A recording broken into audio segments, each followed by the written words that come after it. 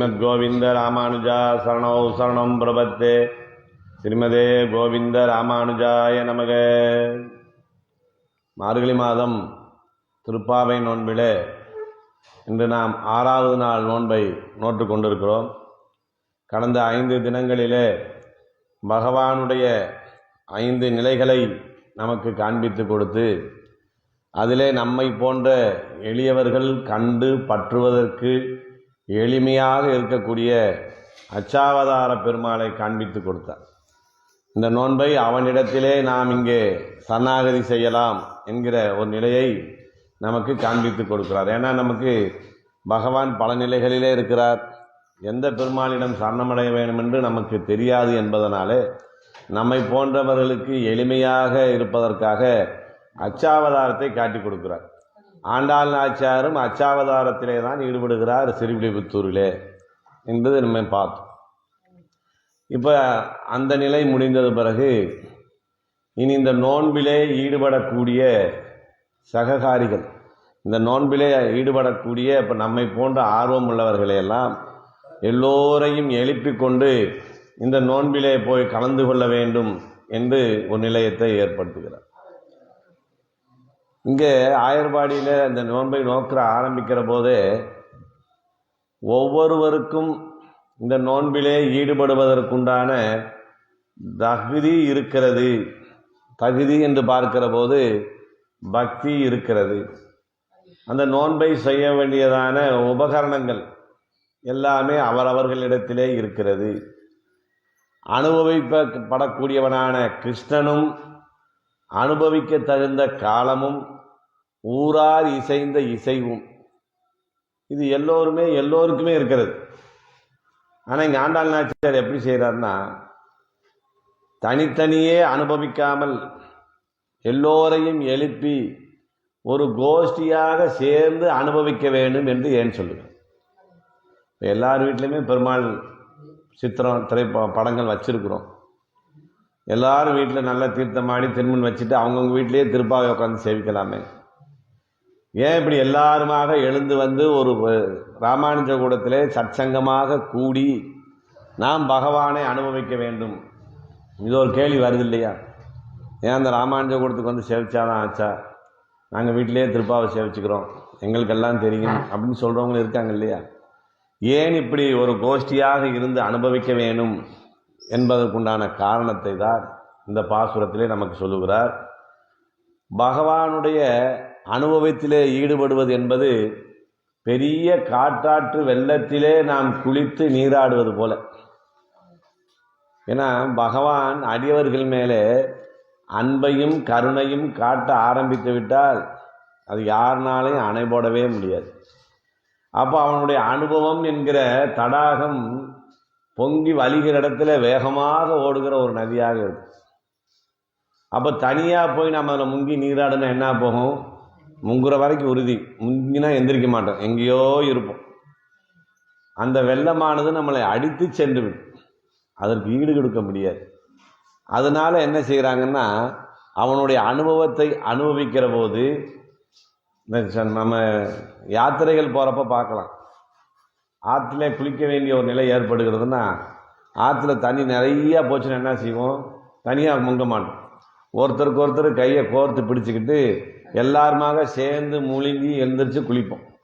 அப்போ என்ன, நம்மளை யாரும் அடிச்சுட்டு போகாமல், அந்த தண்ணி அடிச்சுட்டு போகாமல் இருக்கிறதுக்காக செய்கிற வேலை. அதே போல் இந்த பகவான் கிருஷ்ணனுடைய அனுபவம் என்ப அந்த வெள்ளத்திலே நாம் நீராடுகிற போது இப்படி ஒருவருக்கொருவர் துணையாக நின்று நீராடுவது சிறப்பு. ஏன் அவ்வளவு பலவீனமாக ஆயிடுவோமா? தனிச்சு நின்று முங்கி எந்திரிக்க முடியாதா அப்படின்னு கேட்டால், பகவானுடைய அனுபவத்திலே நாம் ஈடுபடுகிற போது நம்முடைய தேகங்கள் என்ன பாடுபடும் சொல்றார். ஆழ்வார் சொல்றார் பாசுரத்தில், காலாலும் நெஞ்சு அழியும் கண் சுழலுங்கிறார். நமக்கு எப்போ மயக்கம் வரும்? நமக்கு பெரிய விதமான இழப்பு ஏற்பட்டு விட்டால் காலாலும் நெஞ்சலியும் கண் சுழலும். இல்லை பெரிய அளவில் நமக்கு ஏதாவது புதையல் கிடைச்சி போச்சுன்னா பதட்டத்தில் என்ன, கைகாலெலாம் நடுங்கும். நமக்கு இவ்வளோ பெரிய செல்வம் கிடச்சி போச்சேன்னு ஒரு சந்தோஷம் வரும், அதில் மயக்கமே வந்துடும். ஒரு திரைப்படத்தில் சொன்ன மாதிரி உங்களுக்கு 10 லட்சம் ரூபா லாட்டரி சீட்டில் விழுந்திருக்கணுமே மயக்கம் மட்டும் கீழே வந்துடும். அதை போல இருக்கிறவர். ஆனால் இங்கே பகவானுடைய அனுபவத்தை பற்றி மனதிலே நினைக்கிற போதே நம்மை போன்ற அடியவர்களுக்கெல்லாம் எப்படி இருக்குமா? ஆழ்வார் சொல்றார், கால் ஆளும். கால் ஒரு இடத்துல நிற்காது, அதெல்லாம் நடுங்கும். காலாலும் நெஞ்சு அழியும். நெஞ்சானது அப்படியே நீர்ப்பாண்டமாக உருகிவிடும். இவ்வளவு எளியவனாக கண்ணன் வந்திருக்கிறானே என்று நினைக்கிற போது நெஞ்சு அழியும், கண் சுழலும். அப்படி கண் சுழலக்கூடிய ஒரு மயக்க நிலைக்கு நம்ம போயிடுவோம். அப்போ தனியாக நினச்சா நம்ம கீழே விழுந்தால் தூக்க ஆள் இருக்காது இல்லையா? அவனுடைய பக்தியில் மயங்கி கீழே வந்துட்டா தூக்குற கால் வேணும். இப்போ மயக்கம் போட்டால் நாளைக்கு நீ ராமானுஜபுரத்துக்கு போவேன்னா அவனுக்கு உடம்பு முடியல, வீட்டில் படுன்னு சொல்லி. ஆக அவனுடைய அனுபவத்தை அனுபவிக்கிற போது அந்த நிலைக்கு நம்ம தயாராகிறோமா? அப்போ ஒருவருக்கொருவர் இணைந்து நின்று நாம் இந்த கோஷ்டியாக சச்சங்கமாக இருந்து நாம் பகவானை அனுபவிக்க வேண்டும் என்று சொல்லுகிறார். ஏன்னா பகவான் எப்படிப்பட்டவனாக்குன்னா, ஆளியோடும் பொன்னார் சார்ந்தமுடைய அடிகளை இன்னார் என்று அறியேனே. அவன் என்ன செய்வான் நமக்கு, அவன் எந்த நிலையில் வந்து நமக்கு காப்பாற்றுவான்னு அறியாத நிலையிலே இருக்கிறேனே, அதனால தனியாக நின்று அனுபவிக்கக்கூடாது. வைகுண்டத்திலேயே நித்திய சூரிகள் இருக்கிறாங்க. அவர்கள் நம்மை போல எளிமையாக உணர்ச்சி வசப்படக்கூடியவர்கள் அல்ல. ஏன்னா அவருக்கு இன்பமோ துன்பமோ வருத்தமோ மகிழ்ச்சியோ எதுவுமே இல்லாத ஒரே நிலையில் இருக்கக்கூடியவர்கள். அவர்களே என்ன நினைக்கிறாங்களாம், பகவானை அனுபவிக்கிற போது தினந்தோறும் பகவானை அனுபவிக்கிறவர்கள், ஒவ்வொரு மணித்துளியும் பகவானை அனுபவிக்கிறவர்கள்.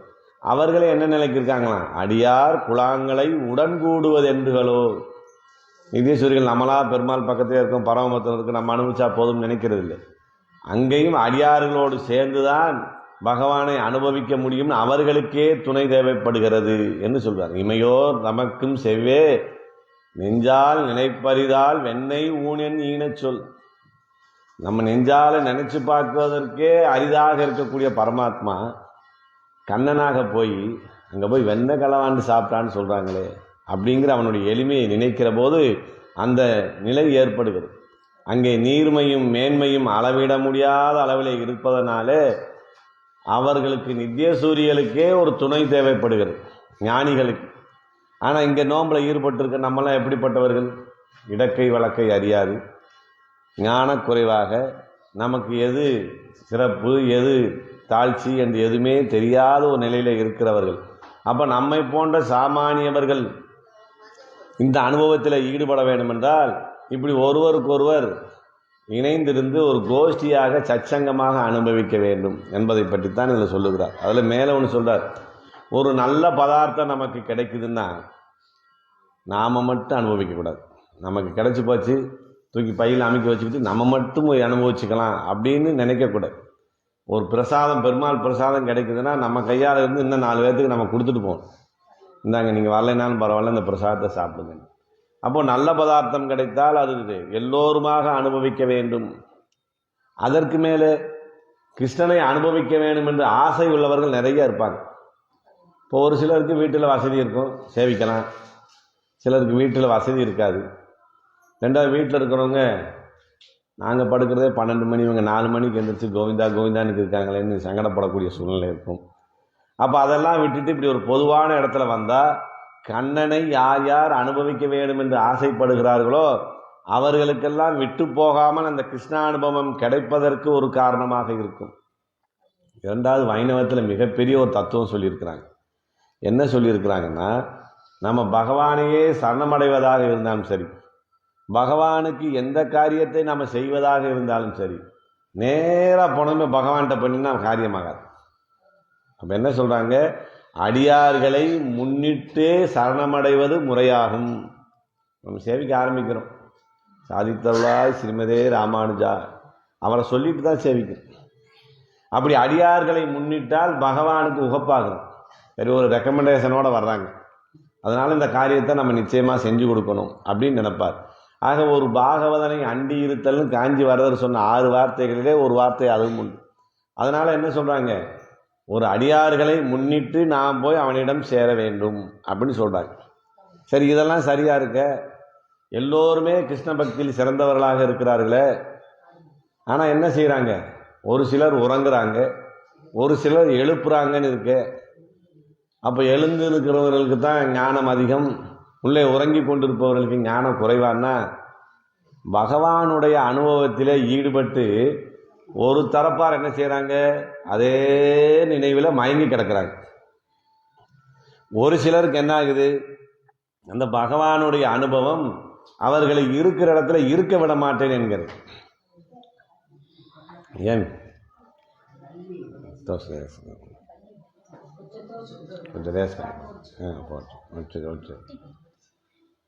அப்போ பகவானுடைய அனுபவம் என்ன செய்கிறதுனா, ஒரு தரப்பாரை அங்கே உறங்க செய்கிறது, மயங்க செய்கிறது. ஒரு தரப்பாரை துடிக்க செய்கிறது. அந்த துடிப்பிலே இருக்கிறவர்கள் எழுப்புகிறார்கள், மயக்கத்திலே இருப்பவர்கள் எழுப்பப்படுகிறார்கள் என்ற நிலையிலே தான் இந்த பாசுரத்தை நமக்கு சொல்லியிருக்கிறார். இதில் என்ன சொல்றாரு, புள்ளும் சிலம்பினகான் புல்லரையன் கோயில் வெள்ளை விழிச்சங்கின் பேரரவம் கேட்டிலையோ, உள்ளாய் எழுந்திராய் வேய்முலை நஞ்சுண்டு கள்ளச்சகடம் களக்களிய காலோச்சி வெள்ளத்தரவில் துயிலமந்த வித்தினை உள்ளத்து கொண்டு முனிவர்களும் யோகிகளும் மெல்ல எழுந்து அரியன்ற பேரரவம் உள்ளம் புகுந்து குளிந்தேலோர் எம்பாவாய் என்று சொல்லி முதல் எடுத்துமே புல்லும் சிலம்பினகான் என்று ஆரம்பிக்கிறார்கள். முதல்ல இந்த திருப்பாவை நோன்பிலே புதியதாக ஈடுபடக்கூடிய ஒரு பெண் பிள்ளையை எழுப்புகிறார்கள். அந்த நிலையில் இந்த 5 பாசுரங்கள் மூலமாக 5 நிலை பெருமாள்களை நமக்கு சொன்னார். இன்றைய தினத்திலிருந்து 10 பாசுரங்களில் 10 ஆழ்வார்களை எழுப்பி நம் கோஷ்டியிலே சேர்த்து கொள்வதாகத்தான் இங்கே பெரியவர்கள் நமக்கு சொல்லியிருக்கிறார். அந்த வரிசையில் இன்றைக்கு எந்த ஆழ்வாரை எழுப்புகிறோம் என்றால், ஆண்டாள் நாயச்சியாருக்கு தகப்பராக இருக்கக்கூடிய ஒரு மிகப்பெரிய வாய்ப்பை பெற்ற பெரிய ஆழ்வாரை எழுப்பக்கூடிய ஒரு வாய்ப்பு நமக்கு இங்கே கிடைத்திருக்கிறது. அவரை எழுப்பி முதலிலே கோஷ்டியை சேர்த்துக்கிறோம். ஏன்னா ஆண்டாள் நாச்சியாருக்கு தகப்பனார் மாத்திரமில்லை பெரியாழ்வார், ஆச்சாரியனும் கூட. மற்றபிரான் கோதை சொன்னேன்னு சொல்றோம் இல்லையா, அவருக்கு ஆச்சாரியனாக குருவாகவும் இருக்கக்கூடிய நிலையில இருப்பதனாலே முதலிலே பெரியாழ்வாரை எழுப்பி இந்த கோஷ்டிலே சேர்த்துக் கொள்ளுகிறார். அதன் அடிப்படையில் தான் புல்லும் சிலம்பினகான் என்று சொல்லப்படக்கூடிய நிலையில அந்த பெண்ணிடத்திலே சொல்லுகிறார். நம்ம இரவிலே உறங்க போகும்போது, பெண்ணே நீ என்ன சொல்லிவிட்டு உறங்கினா, நான் தான் முதல்ல எந்திரிச்சு வருவேன், நான் தான் உங்களை எல்லாரும் எழுப்புவேன் என்று சொன்னாயே, ஆனால் விடிந்த பிறகும் இப்படி நீ எழுந்து வராமல் இருக்கிறாயே, இப்படி நீ உறங்கலாமா என்று கேட்கிறார். அப்போ உள்ள இருக்க அந்த பெண் சொல்றாங்க, விடிஞ்ச பிறகு வர்றேன்னு நான் சொன்னது உண்மைதான், ஆனால் என்ன விடியலையே அப்படின்னு கேட்குறாங்க. விடியட்டும் வாரேன் அப்படின்னு சொல்றாங்க. அப்போ இவர்கள் என்ன சொல்றாங்க, விடிந்து விட்டது பெண்ணே, உனக்கு தெரியல, நீ எழுந்து வான்னு கூப்பிடுறாங்க. அப்போ அந்த பெண் கேட்க, விடிந்தவருக்கு உண்டான அடையாளம் ஒன்றுமே தெரியலையே என்று சொல்லுகிறார். இப்போ இந்த பெண்கள் சொல்கிறாங்க, வெளியே இருக்கவங்க, நாங்கள்லாம் எழுந்து தீர்த்தமாடி திருமண் வைத்து வந்திருக்கிறோமே, இதே விடிந்ததுக்கான அடையாளமாக உங்களுக்கு தெரியலையான்னு கேட்குறாங்க. அப்போ அந்த பெண் சொல்கிறாங்க, வெளியே உள்ள இருக்க பெண் சொல்கிறாங்க, நீங்கள் தூங்குனாதானே எழுந்திருக்கிறது, எப்படா காலையில் ஆகும், எப்படா நோம்பில் கலந்துக்குருவோம், எப்படா கண்ணனோட சேர்ந்து இருப்போம்னு ஆர்வத்திலேயே நீங்கள் இருந்ததுனால நீங்கள் தூங்கவே இல்லை. அதனால் நீங்கள் தூங்காமல் இருந்துட்டு அகால வேலையில் குளிச்சுட்டு நீங்கள் திருமணம் வச்சுட்டு வந்திருக்கிறீங்க. அதனால் இது விடிந்ததுக்கான அடையாளம் அன்று, நீங்கள் சொல்கிறத நான் வேதவாக்காக எடுத்துக்கொள்ள முடியாது என்று கேட்குறார். அப்போ அவங்க சொல்கிறாங்க, நாங்கள் தான் உறங்காமல் அப்படி எந்திரிச்சு வந்துட்டோம், ஆனால் புல்லும் சிலம்பினகான், நம்மை விட அறிவு குறைவில் இருக்கக்கூடிய பறவைகள் எல்லாம் இறை தேடப் போவதற்காக காலையில் எழுந்து அது சத்தத்தை எழுப்பி கொண்டு, அதனுடைய ஓசையை எழுப்பி கொண்டு போகிறதே, அது உனக்கு கேட்கலையா? ஒரு ஞானக்குறைவான பட்சிகள் கூட தன் கடமையை செய்வதற்கு எழுந்து போகிற போது நீ இன்னும் உறங்கி கொண்டிருக்கிறாயே என்று கேட்கிறார். அப்போ அந்த பெண் சொல்கிறா, நீங்கள் இந்த கோஷ்டி இருக்கிற ஊரில் நீங்களும் தூங்குறதில்லை, யாரையும் தூங்க விடுறதில்லை, 4 மணிக்கெல்லாம் ரேடியாக போட்டு எல்லாத்தையும் எழுப்பி விட்றீங்கிற மாதிரி என்ன சொல்கிறாங்க, நீங்கள் உறங்காததுனால நீங்கள் எந்திரிச்சிட்டியா, குளிச்சிட்டியா, திருமணம் வச்சிட்டியான்னு கேட்ட சத்தத்தில் அந்த பட்சிகளும் என்ன ஆகுது, உண்மையிலே விடிந்து விட்டது போல இருக்குன்னு அந்த பட்சிகளும் இறை தேட போகக்கூடிய நிலையில் நீங்களும் தூங்காமல் என்னையும் தூங்க விடாமல் அந்த பறவைகளையும் தூங்க விடாமல் செய்கிறீங்களே என்று சொல்லி கேட்கிறார். பட்சிகளும் உங்கள் பேரொழியினாலே விழித்து கொண்டு கிளம்பி இருக்கிறன அப்படின்னு சொல்லி சொல்கிறாங்க. சரி, அந்த பறவைகள் தான் நாங்கள் போட்ட சத்தத்தில் அது விடிஞ்சிருன்னு நினச்சி இறை தேட போகுது. இன்னொரு சத்தம் உனக்கு கேட்கலையான்னு. என்ன சத்தம்? புல்லரையன் கோயில், புல் அரையன் கோயில் என்று சொல்லு. அப்போ யார் புல் என்று சொன்னால் கடாழ்வாரை சொல்லி கடாழ்வாருக்கு தலைவனாக இருக்கக்கூடிய நாராயணனுடைய கோயில் என்று சொல்லலாம். இல்லை புல் அரையன் கோ என்று சொல்லுகிற போது பட்சிகளுக்கு தலைவனான கடாழ்வாருடைய தலைவனாக இருக்கக்கூடிய நாராயணனுடைய திருக்கோயில். ஆக எந்த சுற்று அடையாளம் சொன்னாலும் என்ன சொல்றாங்க, அந்த ஊரிலே இருக்கக்கூடிய நாராயணனுடைய திருக்கோயிலிலே அங்கே சங்கொலி எழுப்புகிறார்களே, அந்த விஷயம் உனக்கு கேட்கலையான்னு கேட்டான். இங்கே நமக்கு ஒரு சந்தேகம். கண்ணனே பகவானே கண்ணனாக பிறந்திருக்கிற ஊரில் அப்புறம் அந்த பெருமாளுக்கே தனியாக ஒரு கோயில் இருக்குமா அப்படிங்கிற ஒரு சந்தேகம் நமக்கு இங்கே வரும். பெருமாளே இங்கே இருக்கிற போது அவருக்கு ஒரு கோயில் இருக்குமா? அவர் காலத்துக்கு பின்னாடி தானே கோயில் கட்டியிருப்பாங்க அப்படிங்கிற சந்தேகம்லாம் நமக்கு ரொம்ப விஸ்தாரமாக வரும். நல்ல சந்தேகம் வராது. அப்போ அவங்க சொல்கிறாங்க, கண்ணன் பிறக்கிற ஊரில் கண்ணன் பிறப்பதற்கு முன்னே பெருமாளுக்கு நாராயணனுக்கு ஒரு கோயில் இருக்கிறது. இது சாத்தியப்படுமான்றாங்க.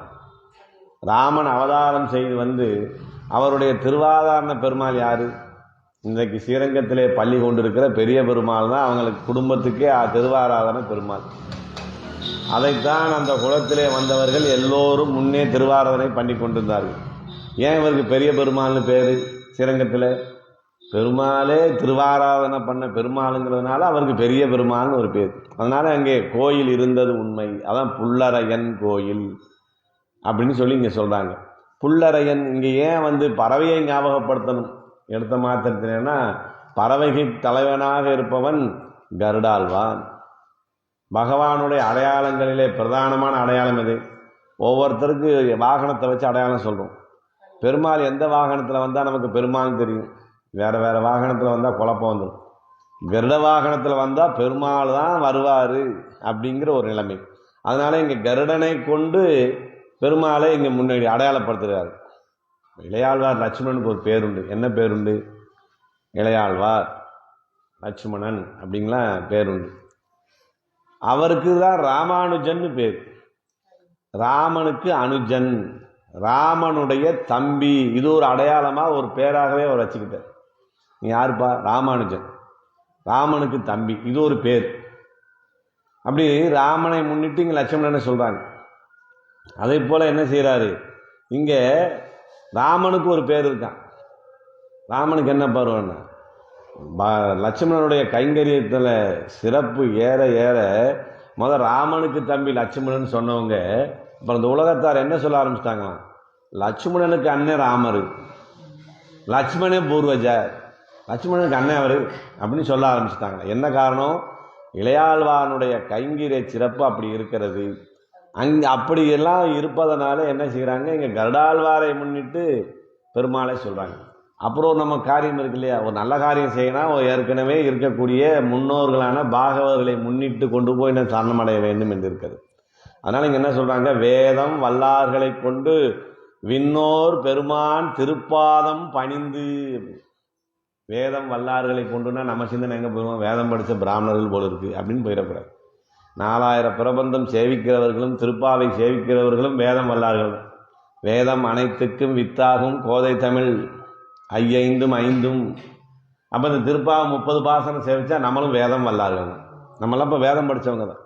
அப்படி வேதம் வல்லார்களை கொண்டு எம்பெருமான் திருப்பாதம் பணிந்துன்னு சொல்லப்பட்டதுனால வேதத்தின் அம்சமாக இருப்பவன் கடாழ்வார். கடாழ்வார் எதனுடைய அம்சம்? வேதத்தினுடைய அம்சம். அந்த வேதத்தின் மேலே தான் பகவான் ஏறி வருகிறார் என்று நம்ம சொல்லுது. அதனால இங்கே கருடா வாழ்வாரை முன்னிட்டு கொண்டு பகவத் விஷயத்தில் ஈடுபடுகிறார்கள். அதனால தான் புல்லரையன் சொன்னாங்க. அப்படிப்பட்ட புல்லரையன் கோயிலிலே வெள்ளை விழிச்சங்கின் பேரரவம் கேட்டிலையோங்கிறாங்க. அந்த திருக்கோயிலிலே சங்கினுடைய ஒளி எழுப்புகிறார்களே, அது உனக்கு தெரியவில்லையான்னு. சங்கு ஒளி எழுப்புனா இப்போ என்னாச்சு அதுக்குன்னு கேட்குறாங்க உள்ளே இருக்க அந்த பெண். அந்த சங்கு எதுக்கு ஊதுறாங்க? இந்த காலத்தில் நமக்கு மின்சார வசதி இருப்பதனால நம்ம இந்த மாதிரி ஒளிபெருக்கியை வச்சு சத்தத்தை கொடுத்து எல்லாத்தையும் எழுப்புறோம். அந்த காலத்தில் என்ன சொன்னாங்க, அந்த சன்னதியிலிருந்து அந்த சங்கினுடைய ஓசை கேட்டால் அந்த ஊரில் இருக்கவங்கெல்லாம் சரி விடிந்ததுக்கான ஒளியாக இருக்கிறது, நாம் இந்த சங்கு சத்தம் கேட்டால் நீ எந்திரிச்சு குளிச்சு நம்ம சன்னதிக்கு போகணும், எல்லாரையும் சன்னதிக்கு கூப்பிடுறாங்கன்னு அர்த்தம். அப்படி எல்லோரையும் விடிந்து விட்டது சன்னதிக்கு வாங்கல் என்று அழைக்கக்கூடிய சங்கினுடைய ஒளி கேட்கவில்லையான்னு கேட்குறேன். அது கொஞ்சம் உள்ளர்க்கம்மா சொல்கிறாங்க, அது விடிந்ததுக்கான சங்கு இல்லை. ஒவ்வொரு ஜாமத்துக்கும் ஒரு சங்கு ஊதிக்கிட்டே இருப்பாங்க. 10 மணி ஒரு சங்கு, 11 மணி ஒரு சங்குன்னு ஊதுவாங்க. அப்படி முறை வைத்து ஊதக்கூடிய சங்கின் ஒளி தான் கேட்கிறதே ஒழிய விடிந்ததுக்கான சங்கு இல்லைன்னு. அப்பதான் சொன்னாங்க, பேரரவம் கேட்டிலையோ. அந்த சங்கெல்லாம் சத்தம் கம்மியாக இருக்கும்.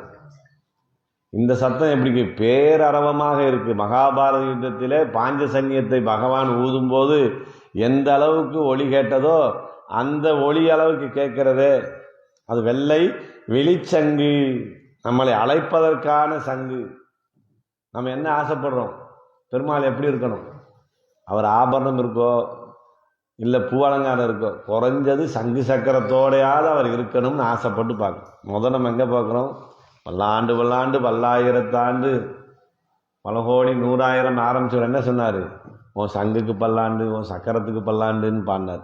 அப்படி சங்கு சக்கரங்களோடு சேர்ந்து இருக்கக்கூடிய பெருமாளை நாம் அனுபவிக்கணும்னு நினைக்கிறோமே, அப்படி பெருமாளுடைய சங்கோடு இருக்கக்கூடிய பெருமாளை சேவிப்பதற்காக இங்கே சங்க ஊதுறாங்களே, அந்த ஒளி உனக்கு கேட்கவில்லையா என்று கேட்கிறார்கள். இவங்க இப்படி திருப்பி திருப்பி வெளியேந்து சொல்கிறதுனால அந்த அம்மா பார்த்து நம்ம என்ன சொன்னாலும் பதில் சொல்கிறாங்க, நம்ம ஒன்றும் பேசாமல் இருந்துக்கிறோம், அவங்க பாட்டுக்கு போயிடுவாங்க, அடுத்த வீட்டுக்கு போயிடுவாங்க அப்படின்னு நினைக்கிறாங்க.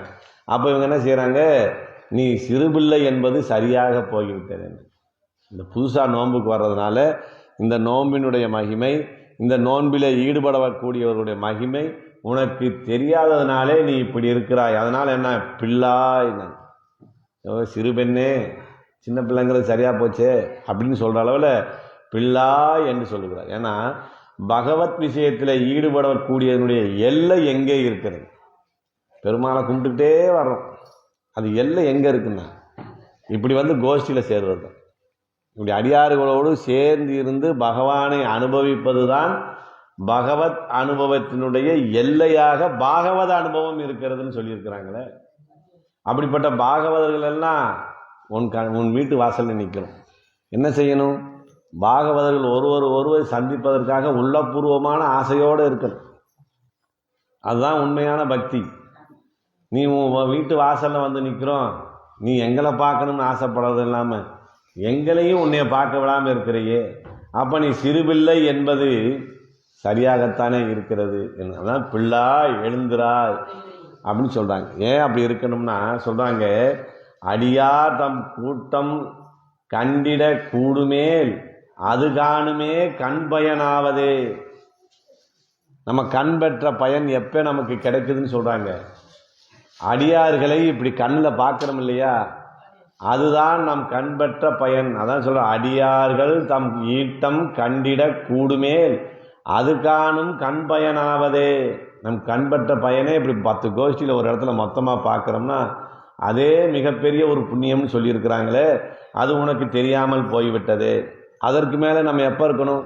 குடும்பத்தாரோட எப்போ வேணா இருப்போம். அங்கே இருக்க என்ன செய்யும்? சண்டை சச்சரவு. நீ எனக்கு அதை கொடுக்கல, நான் எனக்கு இதை கொடுக்கல, எனக்கு கொடுக்க வேண்டியது அங்கே கொடுத்துட்டு, அங்கே கொடுக்க வேண்டியது இங்கே கொடுத்துட்டு, நீ என் மேலே பாசமாக இல்லை, நீ அவன் மேலே தான் பாசமாக இருக்கு. இந்த பஞ்சாயத்து தானே ஓடிக்கிட்டு இருக்கு. அப்போ இதில் இருந்தெல்லாம் விடுபட்டு நம்ம கொஞ்ச நேரம் நிம்மதியாக இருக்கலாம்னா என்ன செய்யறான்? அடியார் குலாங்களை உடன் கூடுவது என்றுகளோ. இதையெல்லாம் விட்டுட்டு இந்த அடியார்களோட சேர்ந்து நம்ம பகவானுடைய அனுபவத்தை, பாகவத அனுபவத்தை பெறுவது என்றோ என்று ஏங்கி கிடக்கிறார்கள். அதற்கு மேலே நாம் எல்லாரும் சேர்ந்து என்ன சொல்லணும்? பேராளன் பேரோதும் பெரியாரை ஒரு காலம் பிரிகிறேனே என்று நம் பூர்வர்கள் சொல்லியிருக்கார். பகவானுடைய நாமத்தை எந்த நேரமும் சொல்லி கொண்டு இருக்கிற அந்த கூட்டத்தை விட்டு நான் கண நேரமும் பிரிய மாட்டேன் என்று சொல்லியிருக்கிறார்களே. இதெல்லாம் தெரியாததுனாலே பிள்ளையே நீ உள்ளே இருந்து எங்களை உதாசீனப்படுத்தி உன் சிறுபிள்ளைத்தனத்தை காட்டுகிறாய் அப்படின்னு சொல்லுகிறார். அப்போ அவங்க கேட்குறாங்க, உங்களை உணர்த்துகிற யார் எழுப்பினார்கள் முதலில்? இப்படி வந்து விடிகிறதுக்கு முதல்ல என் வீட்டு வாசல் நின்றுக்கிட்டு என்னை எழுப்புறதும் இல்லாமல் என்னை இப்படி கோபிக்கவும் செய்கிறீங்களே, உங்களை யார் எழுப்பி விட்டா? அவங்கள பார்க்கணும். அவங்களும் தூங்காமல் உங்களை எழுப்பி விட்டுட்டு இப்போ இப்படி தொந்தரவு பண்ணுறாங்களேன்னு சொல்லி கேட்குறாங்க. அப்போ அவங்க சொல்கிறாங்க, எங்களை யாரும் எழுப்பலை, விடியற்காலையிலே பாகவதர்கள் படுக்கையிலிருந்து எழுந்து அங்கே அந்த படுக்கையிலே அமர்ந்து 2 கைகளை இப்படி செய்து உள்ளங்கையை பார்த்து ஹரி ஹரி ஹரி ஹரி என்று சொல்லக்கூடிய ஓசை கேட்டு நாங்கள் எழுந்தோம் அப்படிங்கிற. அப்போ இந்த ஊரையே எழுப்பக்கூடிய அளவுக்கு ஹரி ஹரின்னு சத்தம் கேட்டிருக்குன்னா என்ன அர்த்தம்? ஏக காலத்தில் எல்லோரும் ஒரே நேரத்தில் எழுந்து அவர்கள் வீட்டில் உட்காந்து ஹரி ஹரி ஹரி என்று சொல்லக்கூடிய சத்தம் அவ்வளோ கேட்குன்னா அப்போ அந்த ஊரில் எத்தனை பாகவதர்கள் இருந்திருப்பாங்க. அந்த ஓசை தான் எங்களை எழுப்பியது, எழுந்தோம். அதற்கு மேலே கண்ணனுக்கு சில ஆபத்தெல்லாம் வருதுன்னு சொன்னாங்க. அந்த ஆபத்தில் இருந்து கண்ணனை நாம் காப்பாற்ற வேணும் இல்லையா? அதனால் நம்ம எல்லாம் இந்த கூட்டமாக இருந்தால் பகவானுக்கு ஆபத்து வராது இல்லையா? கண்ணனுக்குன்னாங்க. என்ன ஆபத்து வந்தது? நாங்கள் பேய்முளை நஞ்சுண்டு. அப்படி பகவானுக்கு வந்த பேராபத்தை கேட்கலையா? பகவானே எந்த நேரமும் மங்களத்தோடு இருக்க வேண்டும் என்று சொல்லக்கூடிய, பாதுகாப்போடு இருக்க வேண்டும் என்று சொல்லக்கூடிய, அவருக்கு மங்களாசாசனம் செய்து கொண்டிருக்கிற பெரியாழ்வாரோடு சம்பந்தம் இருந்தும் கூட அவனுக்கு வரக்கூடிய ஆபத்தை தெரிந்து நீ இப்படி உறங்கி கொண்டிருக்கலாமான்னாங்க. என்ன ஆபத்து? பேய்முளை நஞ்சுண்டு. ஒரு அரக்கி அழகிய பெண் போல தாய் போல வடிவம் எடுத்து கண்ணனை தூக்கி மடியில வைத்து தாய்ப்பால் கொடுப்பது போல விஷப்பாலை கொடுத்து கொல்ல பார்க்கிறான்னு. இதை சொன்னால் பயமுறுத்துனா இந்த அம்மா வேமா எழுந்து வரும்னு சொல்லி சொன்னால் அந்த அம்மா என்ன சொன்னது? அது தெரியும் எனக்கு, பூதகியை பால் கொடுக்குறேன்னு சேர்ந்து உயிரையும் வாங்கி குடிச்சிட்டேன், அதனால் அவனுக்கெல்லாம் ஆபத்து இல்லை, நம்ம யாரும் காப்பாற்ற வேண்டியதில்லை. சரி, இந்த ஆபத்து சொல்கிற, இதாவது வந்தாபத்து, அதுவா வந்தாபத்து. அதுக்கு மேலே என்னது? கள்ளச்சகடம் கலற்களிய காலோச்சின்னு. என்ன கள்ளச்சகடம் கலற்களிய காலோச்சி? அங்கே வீட்டு வேலைகளில் தயிர் கடையிறது, பாலை காய்ச்சிறது, வெண்ணெயை நெய்யாக மாற்றுறது, இப்படி கைங்கரியங்கள்லாம் நிறைய யசோத பிராட்டிக்கு இருக்குது.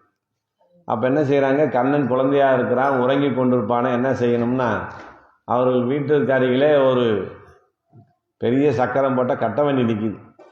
என்ன செய்கிறாங்க? அந்த 2 சக்கரத்துக்கும் இடையில சேலையை கட்டி அதை தொட்டிலாக்கி அந்த தொட்டிலில் கொண்டு போய் கண்ணனை போடுறாங்க.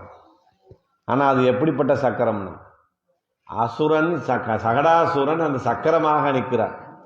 எதற்கு நிற்கிறான்? கண்ணனை கொல்வதற்காகவே நிற்கிறான். இது சீதா பிராட்டிக்கு தெரியாது.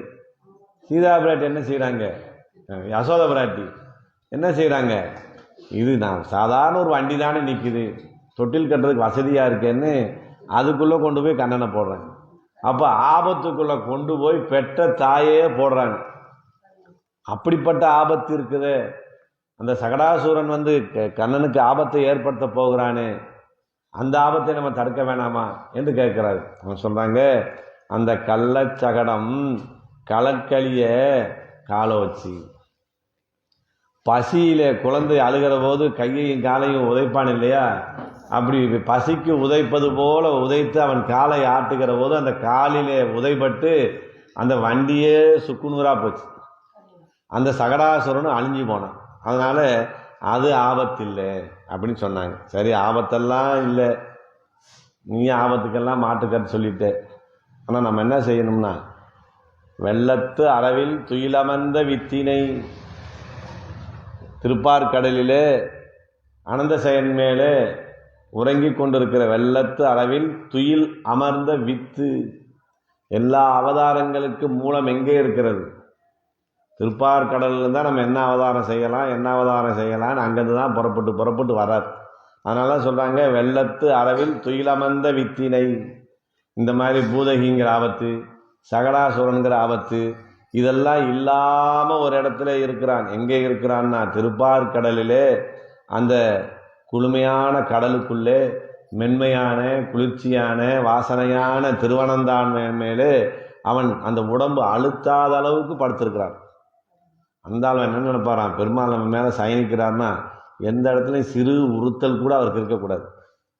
அப்படி படுத்தார்னா அவருக்கு நிம்மதியாக இருக்கணும். நம்மளால் எந்த தொந்தரவும் அவருக்கு இருக்கக்கூடாது என்று நினைக்கக்கூடிய அந்த அனந்தாழ்வான் மேலே அங்கே உறங்கி கொண்டிருக்கிறானே. ஏன் அனந்தாழ்வான் மேலே படுத்திருக்கிறான்? வெள்ளத்து அரவுன்னாங்க. நம்ம பகவானுக்கு ஏதாவது ஆபத்து வருதுன்னா அந்த ஆதிசேஷன் என்ன செய்வாராம்? தன் மூச்சு காத்தாலேயே அனலாக விஷத்தை கக்குவார். இந்த விஷத்தினுடைய வேகம் தாங்காமல் வர்ற ஆபத்தெல்லாம் ஓடி போயிடும். இவர் உறங்கி கொண்டிருந்தாலும் கூட அவர் உறங்காமல் இதெல்லாம் காவாத்து கொண்டு இருக்கிறாங்க. இந்த ஆபத்தெல்லாம் அங்கே இல்லை. இது எங்கே பார்க்கலாம்னா திருமையம் என்று சொல்லப்படக்கூடிய திவ்ய தேசத்தில் நாம் போய் பார்த்தோம்னா பெருமாள் ஒரு 30 அடி நீளத்தில் இருப்பார். அப்படி பார்த்தா அங்கேருந்து ஆதிசேஷன் மேலே இருந்து அந்த அவருடைய வாயிலிருந்து அந்த விஷ ஜுவாலைகள் வரக்கூடிய நிலையெல்லாம் நம்ம அங்கே கண்கூடா பெருமாளை சேவிக்கக்கூடிய ஒரு வாய்ப்பு இருக்கு. அப்படி வெள்ளத்து அரவில் துயில் அமர்ந்த அங்கே உறங்கி கொண்டிருக்காங்க. அவருக்கு வேறு வேலையில் தூங்கிட்டு இருக்கார் போல இருக்குன்னு நம்ம நினைக்கல. உறங்குவான் போல் யோகு செய்த பெருமாள் சிந்தித்து கொண்டிருக்கிறாங்க. என்ன சிந்தனை? அவருக்கு என்னங்க சிந்தனை? மகாலட்சுமியே பக்கத்தில் இருக்கிறாங்க, வேணுங்கிற வசதி இருக்குது, செல்வம் இருக்குது, இன்னும் எதை யோசிச்சுக்கிட்டு இருக்கிறாரு? இன்னும் என்ன சாதிக்க போகிறாரு? உலகத்தையெல்லாம் படைச்சிட்டாரு, தேவாதி தேவர்களையெல்லாம் படைச்சி விட்டுருக்கிறாரு, இன்னென்ன சிந்திக்கிறாருன்னா அதெல்லாம் செஞ்சுட்டேன். ஒரு நல்ல ஆத்மாவை பிடிக்கிறதுக்கு வழி இருக்கான்னு பார்த்துக்கிட்டு இருக்கேன். என் மேலே உண்மையான பக்தி கொண்ட ஒரு உண்மையான ஆத்மாவை இப்போ எப்படி பிடிக்கலாம்னு யோசிச்சுக்கிட்டு இருக்கிறாரு. பெருமாளுக்கு என்ன யோசனை? எல்லாம் செஞ்சிட்டாரு. ஆனால் அனுப்பின நோக்கம் என்ன? இந்த ஆத்மாக்கள் எல்லாம் போய் கர்ம வினைகளை கழிச்சிட்டு நம்மக்கிட்ட திரும்பி வரும்னு பார்த்தா போன இடத்துல சுகமாக அனுபவிக்கிறாங்களே, நம்மளை பற்றி நினைக்க ஆள் இல்லையே. ஒருவர் உண்டாகில் அத்தனைகான் உள்ளமேன்னு ஒரு உத்தமமான ஒரு ஆத்மா கிடைச்சா போதுமே. அது எப்போ கிடைக்கும்? எப்படி போய் நம்ம பிடிக்கலாம்? எந்த அவதாரத்தில் போகலாம்? இந்த அவதாரம் பண்ணி போனால் பிடிக்குமா? அந்த அவதாரம் பண்ணி போனால் பிடிக்குமா? இந்த குணத்தோடு போனால் பிடிக்குமா? அந்த குணத்தோடு போனால் பிடிக்குமா? அப்படின்னு நம்மளை பிடிப்பதற்குண்டான விஷயத்தை சிந்தித்து கொண்டே அங்கே இருக்கிறார். நான் துயில் அமர்ந்த அப்படி இருக்கிறபோது நம்ம அவருக்கு என்ன வசதியாக இருக்கார்? திருப்பார்கடலில் அனந்தாள் வேணா படுத்திருக்கிறார். அவருக்கு அந்த காலமைக்கு விடுகிறது கூட அவங்க பிராட்டி பக்கத்தில் இருக்காங்கன்னா, இந்த ஆத்மாக்களை பிடிக்க வேணும் என்று சிந்திக்கிற போது அவருக்கு பிராட்டி நினைவே இருக்காது. பிராட்டிங்க தானே இருக்காங்க. இந்த வராதவங்களை என்ன செய்யறது? நம்ம இப்படி தான் கோஷ்டிக்கு வந்தாலும் என்ன செய்யணும்? வராதவங்களுக்கு ஃபோனை போட்டு கூட ஏன் நீங்கள் கோஷ்டிக்கு வரல, நாளைக்கு வாங்க அப்படின்னு சொல்லி கூப்பிட்றோம் இல்லையா? அதே போல் பகவான் சிந்தித்து கொண்டே இருக்கிறாராம். அப்படி இருக்கிறவன் எங்கே இருக்கிறான்னா துயில் அமர்ந்த வித்தினை, அவதாரங்கள்லாம் செய்யக்கூடிய வித்தாக திருப்பார்கடலிலே அங்கே இருக்கிறான். அப்போது இந்த ஆபத்தெல்லாம் அங்கே இல்லை. பேய்முலை நஞ்சுண்டு கள்ளச்சகடம் கலக்கலிய காலோச்சி அப்படின்னு அவன் அவதாரத்தில் செய்த அந்த சிறப்பையெல்லாம் அனுபவித்து விட்டு இந்த அவதார சிறப்பையெல்லாம் செய்த கண்ணன் எங்கே இருக்கிறான்னா பரமாத்மாவாக திருப்பார்கடலிலே இருக்கிறான் என்று அதையும் சேர்த்து அனுபவிக்கிறார். வேதம் அந்த முறையில் தான் சொல்லியிருக்கு. அவதார லீலையெல்லாம் சொல்லிட்டு இதையெல்லாம் செய்த பரமாத்மா எங்கே இருக்கிறான்னா திருப்பார்கடலில் தாங்க கிளம்பி வர்றாரு. அதாங்க அவங்களுக்கு ஆரம்ப இடம் அப்படின்னு சொல்லக்கூடிய நிலையில் இவர்களும் அதை சேர்ந்து அனுபவிக்கிறார்கள். அதாவது வெள்ளத்தளவில் துயிலமர்ந்த வித்தினை உள்ளத்து கொண்டு, அவனை உள்ளத்திலே கொண்டு அப்படின்னு சொல்கிறாங்க. அதாவது பகவான் நம்ம எங்கே இருக்கிறார் அப்படின்னு சிலர் கேட்பாங்க. இந்த படத்தில் இருக்கிறார், அந்த சன்னதியில் விக்கிரகமாக இருக்கார் அப்படின்லாம் நம்ம சொல்கிறோம். ஆனால் பெருமாள் முதல்ல எங்கே இருக்கிறார்னா அறவத்தம் அழியினோடும் அழகிய பார்க்கடலோடும் அரவிந்த பாவையும் தானும் அகம்படி வந்து புகுந்து, திருப்பார்கடலில் எந்த கோலத்தோடு இருக்கிறாரோ அதை போல அப்படியே திருப்பார்கடலோட நம்ம மனசுக்குள்ளே முதல் இருக்காரா.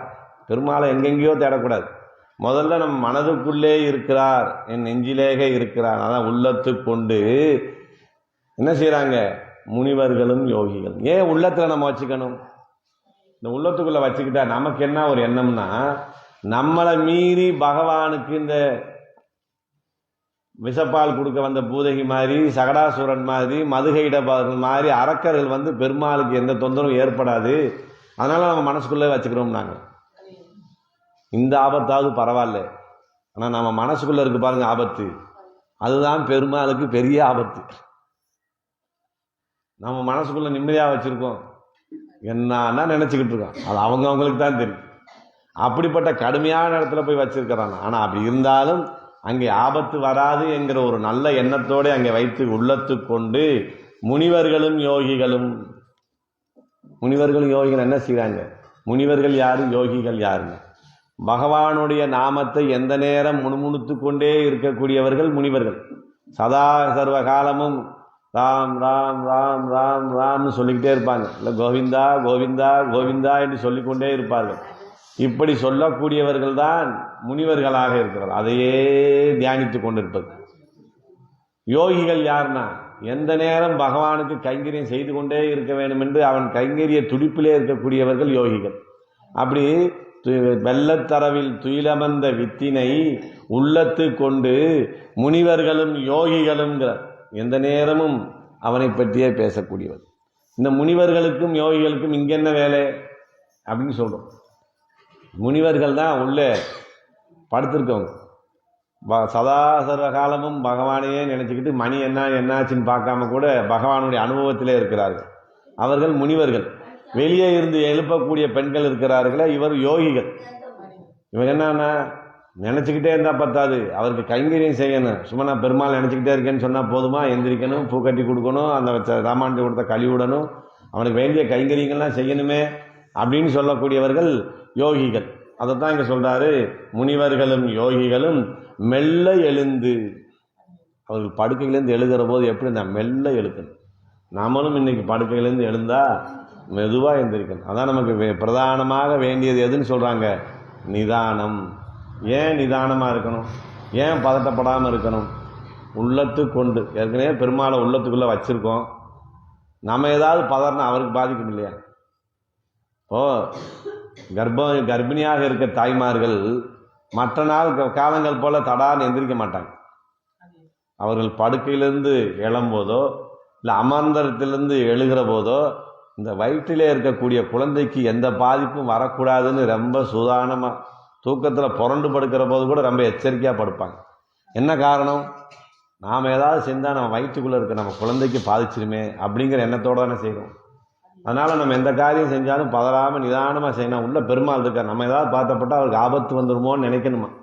இப்படிலாம் நினைக்க முடியுமான்னாங்க. நினைக்க முடியும்னா இரணி என்ன செய்கிறான்? பிரகலாதனை நாராயணான்னு சொல்லாதேன்னு சொல்லி பார்க்குறான். கேட்கல, சொல்லிக்கிட்டே இருக்கிறான். கடைசியில் கோபத்தில் என்ன பண்ணா, இவனை கல்லில் கட்டி மலைக்கு மேலே இந்த தூக்கி கடலுக்குள்ளே போட்டுருங்க, போகட்டும், எனக்கு பிள்ளையே வேணான்னு சொல்லிடுங்க. மற்ற பிள்ளைகள் என்ன செய்யும்? அப்பா என்னை ஒன்றும் செஞ்சிடாங்க, நாங்கள் உனங்க நாமத்தையே சொல்லேன்னு சொல்லு. ஆனால் பிரகலாதன் என்ன பண்ணாருன்னா, மலைக்கு மேலே தூக்கிட்டு போயிட்டாங்க, கல்லை வச்சு கட்டிட்டாங்க, அங்கேருந்து தூக்கி கீழே போடுறாங்க. அப்படி கீழே வருகிற போது நெஞ்சில் இப்படி கை வச்சுக்கிட்டே வந்தார். நம்ம கீழே விழுக போகிறோம், பாறையில் விழுக போகிறோமோ தண்ணிக்குள்ளே விழுக போகிறோமோ நமக்கு தெரியாது. நமக்கு எது வேணாலும் ஆகிட்டு போகிறது. ஆனால் நம்ம மனதுக்குள்ளே இருக்கிற பகவானுக்கு எதுவும் ஏற்பட்டு விடுமோ என்று இங்கே இருக்க பிடிச்சிக்கிட்டே வந்தார். பகவானுக்கு எது ஏற்பட்டு விடக்கூடாது. ஆக அந்த உள்ளத்துக்குள்ளே பகவான் இருக்கிறான் என்கிற எண்ணத்தோடு அந்த எண்ணத்தை வைத்து கொண்டு ஹரி என்ற பேரரவம் உள்ளத்து கொண்டு முனிவர்களும் யோகிகளும் மெல்ல எழுந்து ஹரி என்ற பேரரவம். ஏன் ஹரி ஹரி ஹரி ஹரின்னு சொல்லணும்? ஏன் சொல்லணும்? அந்த நாமம் என்ன செய்யும்னா, நம்மிடம் இருக்கக்கூடிய சர்வ பாவங்களையும் போக்கி கொடுக்கக்கூடியது. பாவத்தை போக்குறதுக்கு நம்ம எங்கே போய் கேட்போம்? வீட்டில் இருக்க ஜாதக புஸ்தகத்தை எடுத்துகிட்டு போய் யார்கிட்டயா ஒருத்தட்ட கொடுத்து என்னென்ன இருக்குன்னு பார்த்து சொல்லுங்கன்னு அவர் பார்ப்பார். என்னென்ன இருக்குன்னு சொல்லும் போதே நிறையா இருக்குதுன்னு சொல்லணும் முடிவு பண்ணிட்டு, இவ்வளவு கொடுங்க அவ்வளவு செஞ்சிடலாம், இங்கே போனால் இதை முடிச்சிடலாம், அங்கே போனால் அதை முடிச்சிடலாம் அப்படின்னு சொல்லுவாங்க. அங்கெல்லாம் எங்கேயும் போக வேண்டியதில்லை. நம்மிடம் இருக்கக்கூடிய பாவங்களை போக்கக்கூடிய இடமாக எங்கே இருக்கிறதுனா ஹரி என்ற நாமத்தை சொன்னால் போதும் அப்படின்னு சொல்றார். ஏன் அப்படி ஹரின்னு நினைக்கிறவங்களுக்கெல்லாம் நல்லது செய்வாரான்னு? கெட்டதவே நினைச்சுக்கிட்டு கூட ஹரின்னு சொல்றவனுக்கு நல்லது செய்யக்கூடியவர் பரமாத்மா. அது எப்படிங்க செய்ய முடியும்? ஒரு நெருப்பு இருக்கு, விரும்பி தொடுறனாலும் சுடத்தான் செய்யும், நான் விரும்பாம தொட்டேனாலும் சுடத்தான் செய்யும். அதனுடைய சுபாவம் சுடுவது. இவன் விரும்பி சொல்லுகிறானோ விரும்பாமல் சொல்லுகிறானோ கெட்டெண்ணத்தோடு சொல்லுகிறானோ எப்படி சொல்லுகிறானோ ஹரி ஹரி ஹரின்னு சொன்னா போ, அவனுக்கு ரெண்டு ஏதாவது உதவி பண்ணி வைப்போம் என்று நினைக்கக்கூடியவன் பரமாத்மா அப்படின்னு சொல்றாரு. அப்படிப்பட்ட ஹரி என்ற பேரரவம் ஆயுர்வாணி முழுவதும் ஒலிக்கிறதே, அந்த சத்தமானது என்ன செய்யுதுன்னா உள்ளம் புகுந்து. எதுக்கு பதில் இவ்வளவு சொல்றாருன்னா, உங்களை யார் எழுப்பி விட்டான்னு அந்த அம்மா கேட்டாங்கல்ல, அதுக்குத்தான் சொல்றாங்க இவ்வளவு பதில். வெள்ளத்தரவில் துயிலமர்ந்த வித்தினை உள்ளத்து கொண்டு முனிவர்களும் யோகிகளும் மெல்ல எழுந்து ஹரி என்ற பேரரவம். உள்ளம் புகுந்து குளிந்தேலோரம்பாவாய். அந்த ஓசை எங்கள் செவி வழி பட்டு எங்கள் உள்ளத்துக்குள்ளே போய் உள்ளம் குளிந்ததுனாலே நாங்கள் எழுந்துட்டோம். உள்ளம் குளிந்தா நீங்கள் எப்படி எழுந்திருப்பீங்கண்ணா? படுத்துருக்குறோம், நல்லா தூங்கிட்டு இருக்கிறோம், நமக்கு ரொம்ப பிரியமானவர் என்ன செய்ய, நம்ம படுக்கிற இடத்துல தண்ணியை ஊற்றி விட்டார். படுக்கைக்கு கீழே தண்ணி வந்தால் நம்ம என்ன செய்வோம்? அதுக்கு மேலே தூங்க முடியுமா? எழுந்து கொள்வோம். அதை போல அந்த பாகவதர்கள் அடியவர்கள் சொன்ன ஹரி ஹரி ஹரி என்ற பேரரவம் எங்கள் செவி வழி புகுந்து எங்கள் உள்ளம் குளிந்து நாங்கள் எழுந்திருக்கிறோம் அப்படின்னு சொல்லுவோம். அதனால் சொல்கிறாங்க, அவர்களை நெஞ்சிலே புகுந்து அவர்களை ஆனந்திப்பிக்கிறான் கிருஷ்ணன். ஏன்னா பிரிந்து கிடக்கிறார்கள். பிரிந்து கிடக்கிற அந்த துன்பம் தீர்வதற்கு முதல் வழியாக என்ன இருக்குதுன்னா, அவனை பார்க்கறது அப்புறம், ஆனால் அவனை நாமமாவது கேட்குதே. திருப்பலைக்கு போகிறோம், ஏழுமலையான சேவிக்கிறதுக்கு முதலே கீழே மலை வாரத்துலேருந்து என்ன செய்கிறோம்? அங்கே ஏறி அந்த பேருந்து கிளம்புற போதே கோவிந்தா கோவிந்தா கோவிந்தான்னு சொல்கிறோம். என்ன சந்தோஷம்! பேரை சொல்லி சந்தோஷப்படுறோம். இந்த பேரை நாமத்தை சொல்லிக்கிட்டே போனால் இந்த பேருந்து எந்த விதமான இடையூறு இல்லாமல் மலைக்கு மேலே போயிடும். அங்கே போனதும் இறங்கி பெருமாளை சேவிக்கும். அதே போல் அவர் ஹரி ஹரி என்று சொன்ன அந்த நாமமானது எங்கள் செவிக்குள்ளே புகுந்து அதனாலே எங்கள் உள்ளம் குளிர்ந்து அதை உணர்ந்து நாங்கள் எழுந்து உன்னையும் எழுப்ப வந்திருக்கிறோம். நீ சிறுபிள்ளைத்தனமாக இந்த மேன்மையெல்லாம் தெரியாமல் உறங்கி கொண்டு இருக்கக்கூடாது. நீ உடனடியாக எழுந்து வந்து இந்த மார்கழி மாத திருப்பாவை நோன்பிலே நீங்கள் சேர்ந்து கொள்ள வேண்டும் என்று இன்றைய தினத்திலே முதலாக ஒரு பெண்ணை எழுப்புகிறார்கள். ஆழ்வார்கள் வரிசையிலே பெரியாழ்வாரை எழுப்பி நமது கோஷ்டியிலே சேர்க்கிறார்கள் என்று சொல்லி நிறைவு செய்கிறேன். ஸ்ரீமதே ராமானுஜாய நமः.